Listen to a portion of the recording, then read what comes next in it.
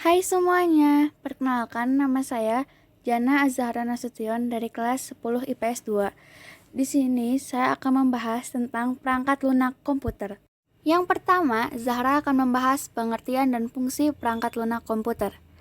Perangkat lunak komputer adalah sekumpulan data elektronik yang tersimpan dan kemudian dikendalikan oleh perangkat komputer. Data elektronik tersebut berupa instruksi atau program yang nantinya akan menjalankan perintah khusus.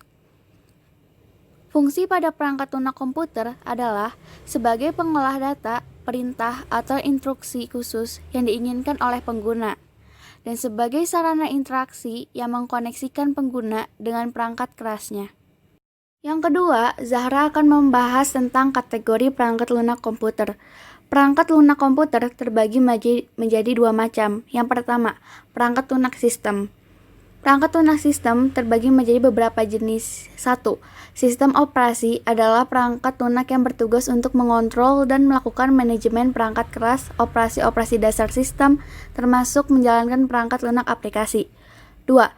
Bahasa pemrograman adalah instruksi dan aturan yang tertuang dalam kode-kode yang diberikan pada komputer untuk dapat menjalankan tugas. Ketiga, program utility adalah perangkat lunak yang ditujukan untuk melengkapi kinerja sistem operasi dan meningkatkan kinerja komputer. Lalu yang kedua, ada perangkat lunak aplikasi yang dibagi menjadi beberapa bagian. 1. Program aplikasi pengolah data berguna untuk mengolah naskah-naskah. 2. Program aplikasi pengolah angka adalah perangkat lunak yang digunakan untuk menyelesaikan pengolahan berbagai data kuantitatif yang relatif cepat dan akurat. 3. Program aplikasi pengolah presentasi adalah program yang dirancang untuk mengatur slide yang biasanya ditampilkan di suatu presentasi.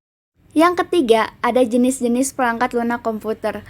Perangkat lunak komputer terbagi menjadi 6 jenis, yaitu 1. Perangkat lunak berbayar. Untuk menikmati perangkat lunak tersebut, kita harus membayar dengan jumlah harga tertentu untuk mendapatkan hasil yang sempurna. Akan tetapi, itu tidak bisa disebarluaskan kepada pengguna komputer lain, karena tindakan itu ilegal dan melanggar hukum. 2. Freeware. Perangkat lunak ini dapat dinikmati dengan gratis, bahkan dapat disebarluaskan, akan tetapi hak cipta tetap dipertahankan. 3. Free software. Pada awalnya harus membeli perangkat lunak ini, tetapi kita bebas untuk melakukan pendistribusinya. Jadi, pengertian gratis tidak hanya dalam beberapa komponen. 4. Shareware. Perangkat lunak ini dapat digunakan gratis, hanya saja ada batasan waktu untuk penggunanya. Pengguna dapat menikmati fitur lebih tetapi berbayar. 5. Malware.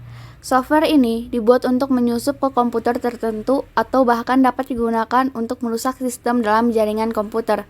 Biasanya, hal ini dilakukan oleh orang jahat untuk melakukan kamuflase dalam website bank dan kemudian mengalihkannya ke situs bank phishing atau palsu.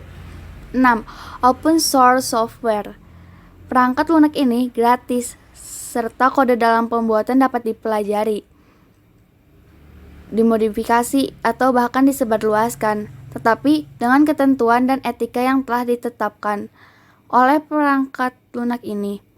Biasanya software ini digunakan oleh sebuah komunitas khusus. Yang keempat, ada contoh-contoh perangkat lunak komputer, yaitu perangkat lunak berbayar. 1. Microsoft Windows, atau yang lebih dikenal dengan sebutan Windows, adalah keluarga sistem operasi yang telah dikembangkan oleh Microsoft dengan menggunakan antarmuka gratis. 2. Macromedia Flash Full Version adalah software yang bermanfaat untuk membuka atau melihat gambar animasi, video, dan juga games yang ada di salah satu website sistem plugin.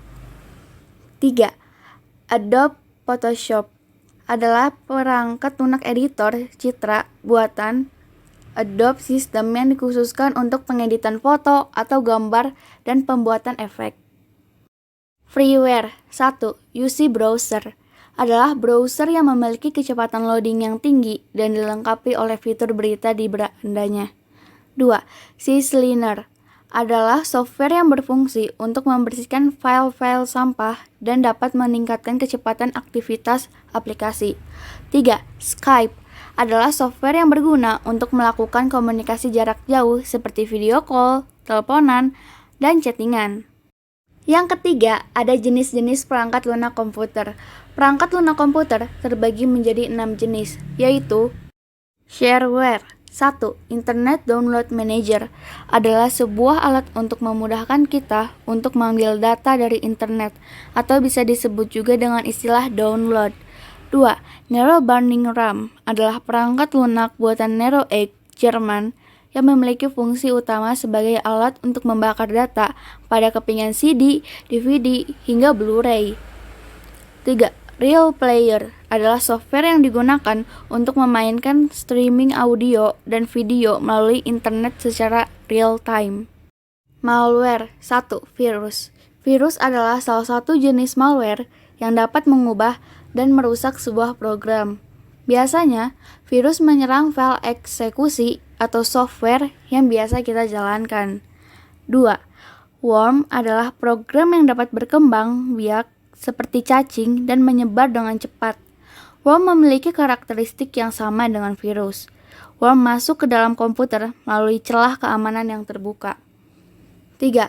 Spyware adalah malware yang bertugas untuk memata-matai pengguna komputer dan mengirimkan informasi tersebut kepada pihak lain dengan maksud dan tujuan yang tidak baik. Open source software. 1. XAMPP adalah suatu program untuk menjadi simulasi dan pengembangan web. 2. Notepad++ adalah software yang berguna untuk menjadi text editor dalam membuat suatu program. 3. Oscommerce adalah program yang biasanya digunakan untuk toko belanja online.